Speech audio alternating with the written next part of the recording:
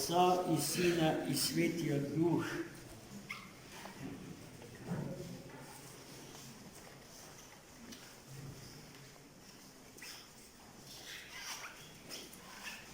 Возлюбени во Христа Бога, братья и сестры, Христос воскресе! Истина воскресе! Христос воскресе! Истина воскресе! Христос воскресе! Истина воскресе! И радости донесе.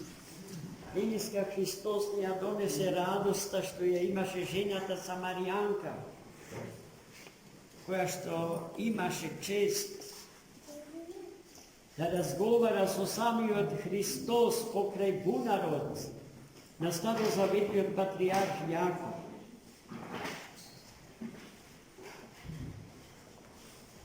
Таа,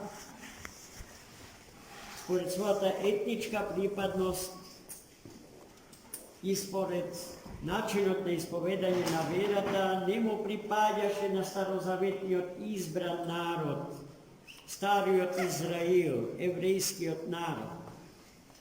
Туку му припаѓаше на самаријанскиот народ, кој што и денеска го има на тие простори.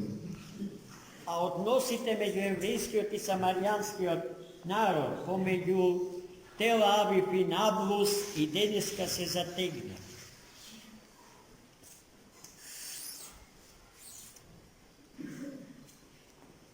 Не беше по праксата на тогашниот начин на живење еден представник на еврејскиот народ да разговара со представничка на самаријанскиот народ. Но гледајте, Христос ги урива сите табуа, сите предрасуди, што низ вековите луѓето оттугени од Бога ги создаваат, како непремостливи зидови меѓу себе. Уривајќи го единствениот мост, мостот на љубовта, кој што има сила и способност да ги премости сите разлики меѓу луѓето и народот. Жената Самаријанка дошла крај изворот на старозаветниот патриарх Јаков, кој што истиот им го оставил во наследство на своите потомци, за да земе вода за својот дом и за со водата од тој извор да ги напои домашните животи. И токму таму, реков, се сретна со Христа Господа. Таа немаше знаење за тоа кој е тој. Зашто во истото евангелско четиво денес читано чувме дека Бога може да го познае само оној човек кој што е полн со вистина и со Дух Свети. А таа се уште сето тоа го немаше во себе. Но, може би сега е време и да кажеме дека таа ќе го стекне тоа без што окото на Духот не функционира. Ќе се крсти, ќе стане христијанка и својот живот во вечноста ќе го живее со свештеното име Фотина, во превод светла. Сите наши светлани се Фотини. И тие за свој патрон треба да си ја имаат или денес славената света Фотина, или самиот празник на светлото и свето Христово воскресение. Христос, за да ја воспостави првата комуникација со света Фотина и побарал да ја даде вода од бунар. Но таа се збунила и пред тоа ја кажа главната причина зошто се збунила, бидејќи тоа го слушнала од устата на еден евреин, а Христос, судејќи според делото, е неспорен член на таа етничка заедница. И бидејќи била збунета и почела да се распрашува кој е тој со кого што разговара, тој ја соочил со една друга вистина, за која што таа никогаш не можела да размисли.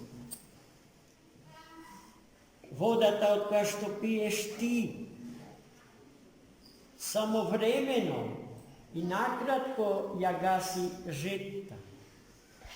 А кога би знаела со кого разговараш ти и за можноста од него да ја добиеш водата, од која што никогаш повеќе нема да ожедниш, воопшто не би се двоумел.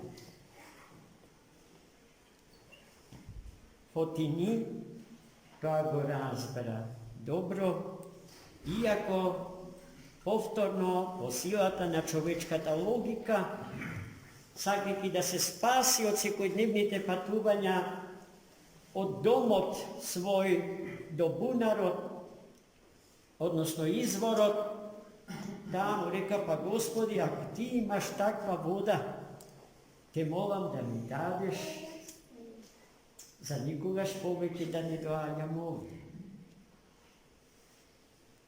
Но Христос не изборуваше за водата од која што пиеја, црпејќи ја од бунарот Јаков, туку за водата на Сесветиот и животворен Дух, за која што Христос рече дека кога ќе ја пиеме од неа, во нас однатре настанува извор на вода жива, која што надоаѓа, однатре не поплавува, се прелева од нас, му се дава на светот, на целото човештво и се излива и се влева во живот вечен, во животот вечен, во животот неснат.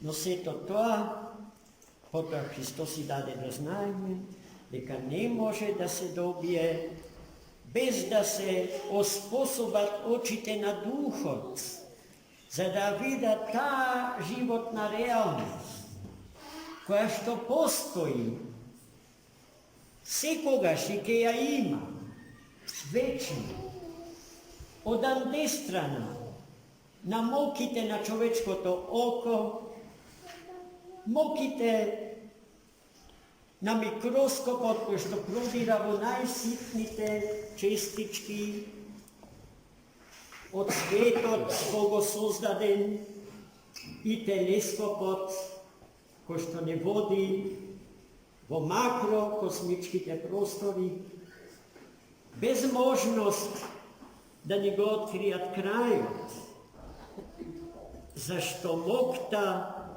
на научните постигнувања е помеѓу математичките величини минус и плюс бесконечност. А се она што е од андестрана на тие величини, човекот не може да го регистрира, а исто толку реално постоечко, колку што е реално постоечки емпирискиот свет, допирливиот. Позитивната наука го казнува човекот со тоа што не признава ништо што не може да се емпириски да се докаже. А животот и постоењето на човекот у најголемиот свој дел е надвор од тие граници. Но и се онаа што е во рамките на историската детерминација го има, постои за да се овечни, за да му сопостои ни сите векови на својот Творец, на својот Создател.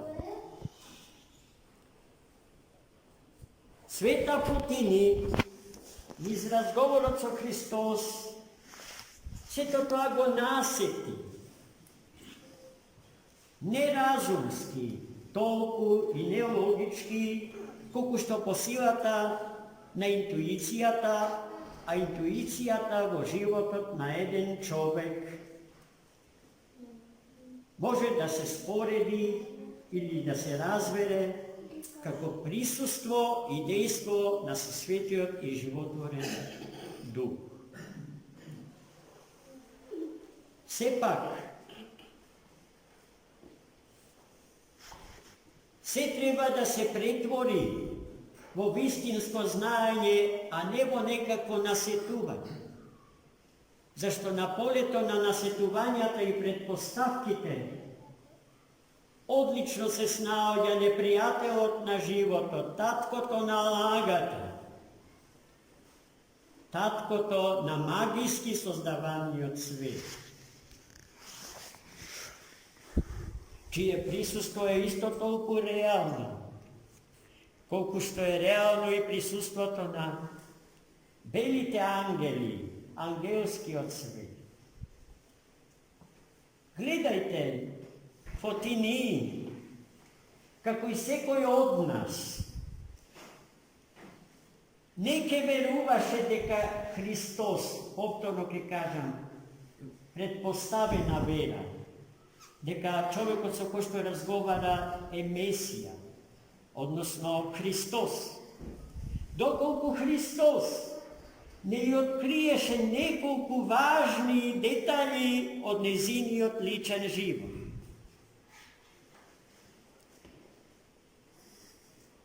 Кога и предложи да отиде дома и да го повика мажот ти, таму кажа нема маж. А Христос си кажа, право велиш, бидејќи 5 мажи пред тоа си имало, а и ово што сега го имаш не ти е тоа. Тоа не ја шокира, од кај знае сега Христос толку многу за неа. А е некој со кого што прв пат се соучува, се сретнува и тоа сосема случајно. Ненамерно, недоговорено, непланирано. И таа збунета, шокирана од таквото знаење на Христа Господа за нејзиниот личен живот, се врати во градот и им раскажа на сите. Од истите причини целиот град се заинтересира за Христос.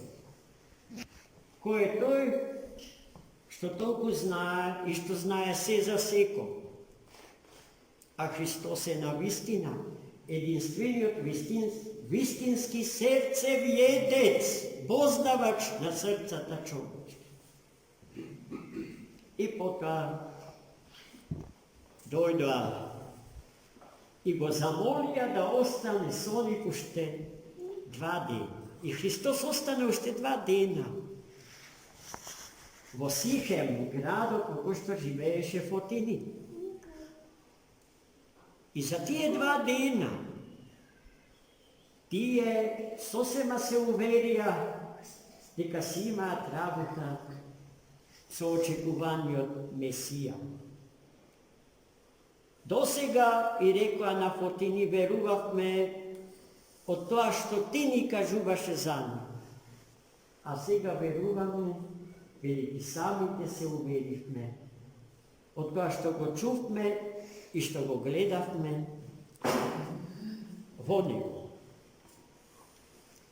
Но замислите ако Христос треба на тој начин да не собере околу себе си, употребувајќи го методот на фасцинација или методот на употреба на моćни силогистички заклучоци, зашто и едното и другото во крајна линија se vid na nasilstvo što se vrši s čovjekom. Čovjeko treba da bude sloboden i od toj tip na perfidno, umno, psihološko nasilstvo vrst njegu. Hristos ne saka na toj način da ne ima. Той сака да не има така што слободно ќе го пристапиме. Слободно ќе го пристапиме. Зато и чудата што ги создава. Ги создава така што луѓето не се ни свесни додека им се случува. Откако ќе се случат, ќе сватат дека се случило нешто што ниту на еден човек не може да му појде од рака. И во тоа го согледуваат над природното дејство Божие во природата од Него создадено. И ние, браќа и сестри, да се трудиме, да се исполниме со дух и со вистина, со љубов и да ја чуваме слободата од Бога добиена на дар. Никому не ја должиме. И никой нема право да ни ја дава на кафено лажиче, 3 пати на ден по 2, по 2. Слободата е дар Божи и ја имаме во неизмерни количини. Без неа не сме тоа што сме, а со неа во голема опасност да ја злоупотребиме. Ние луѓето сме сведоци на големите злоупотреби на слобода. И во таа смисла, во право е големиот руски мислител Бердјаев представува еден вид кама со 2 острици, бидејќи слободата може да биде слобода за вечен живот и слобода за вечна смрт. Од тоа зависи како ќе се користиме, како ќе ја употребиме, ќе го употреби тој голем дар Божи. Господ да не освети, да не просвети, како што ја освети, како што ја просвети Света Фотина Сихемска и сите граѓани на тој благословен град кој што постои до ден денешен на тие свети простори, на светите предели од светата Палестина, од светата Ерусалимска земја. Амин. За веќе.